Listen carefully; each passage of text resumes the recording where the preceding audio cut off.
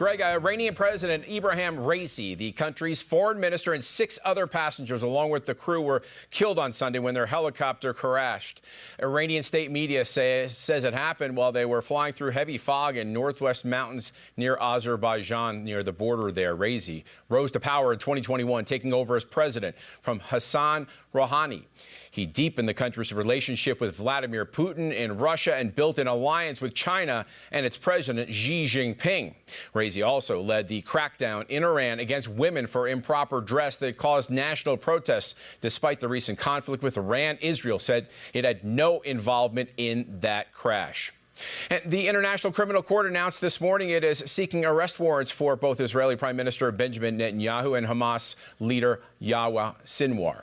And the warrants both have to do with war crimes charges related to the Hamas terrorist attack in Israel on October 7th. Warrants are also being sought for Israeli Defense Minister Gallant and 2 top Hamas leaders. According to the New York Post, the charges against the Hamas leaders include extermination, murder, torture, rape, and taking hostages. Israel is accused of willful causing suffering, great suffering, that is, willfully. Among other charges, according to the BBC, Israeli President Isaac Herzog reacted to the ICC announcement by describing it as beyond outrageous. Poland's prime minister announced a $2.5 billion investment Saturday to beef up its border with Belarus and Russia. According to Breitbart News on Saturday, Donald Tusk said the work on Shield East had already begun with proper military fortifications, adding, quote, "We have taken the decision to invest in our safety and, first of all, into a safe eastern border. Some $10 billion or $2.5 billion, rather. The prime minister added the work had begun to make Poland's border safer, even impenetrable in times of peace when facing an enemy in times of war. Tusk made the comments as he addressed Polish troops in Kharkiv, marking the Allied victory 80 years ago during World War II. And the United States Department of State issued a global alert on Friday regarding potential terror threats against Americans abroad, particularly the gender-confused members of the LGBTQ community. It's according to Just the News. The warning advised increase caution when attending events overseas. Those specific details on the risks were not provided.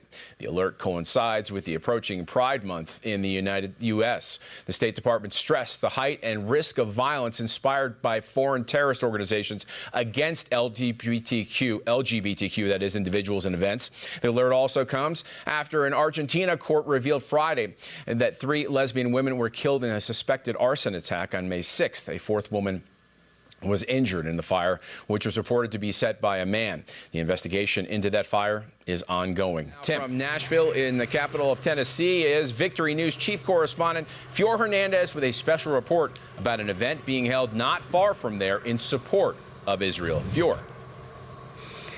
Thank you, Micah. Yes, we are in Nashville for the Israel Summit 3-day conference hosted by Christian Ministry Hayovel.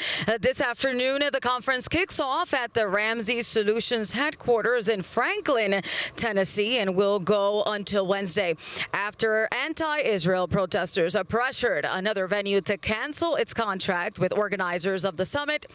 Christian best-selling author and financial expert David Ramsey stepped up to help by making his headquarters available as a venue. Organizers tell us they are expecting a strong presence at the summit from Israeli leaders and Christians alike. Among some of the speakers will be Ohad Tal, member of the Knesset, former U.S. Congresswoman Michelle Bachmann, and Troy Miller, president and CEO of the NRB. If you recall, in February, NRB hosted the launch of Keep God's Land, a joint movement of Jews and Christians devoted to upholding Israel's sovereignty over its ancestral heartland, Judea and Samaria. They reject the so-called two-state solution, creating a Palestinian state, and reject the term West Bank.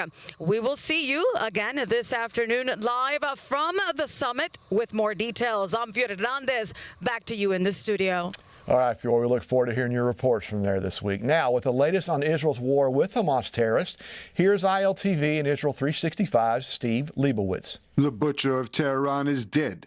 Iranian President Ebrahim Raisi of Iran was killed along with the country's foreign minister in a helicopter crash last night. Raisi gained his nickname for ordering the execution of thousands of Iranian dissidents. He was sanctioned by the United States and condemned by the United Nations and international human rights organizations.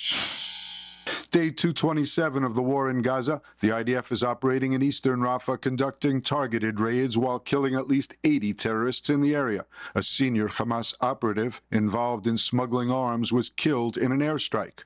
Azmi Abu Daqqa was involved in smuggling weapons and funds for Hamas in Gaza. Dozens of other Hamas targets were hit across Gaza over the past day, including the killing of 2 tactical-level commanders who were preparing to attack Israeli forces in the Rafah area. The IDF announced the death of an officer who died of wounds suffered while fighting in northern Gaza on May 15th, raising the toll in the ground offensive to 283.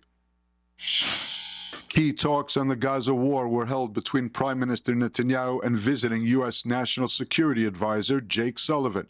Talks reportedly focused on IDF operations in Rafah.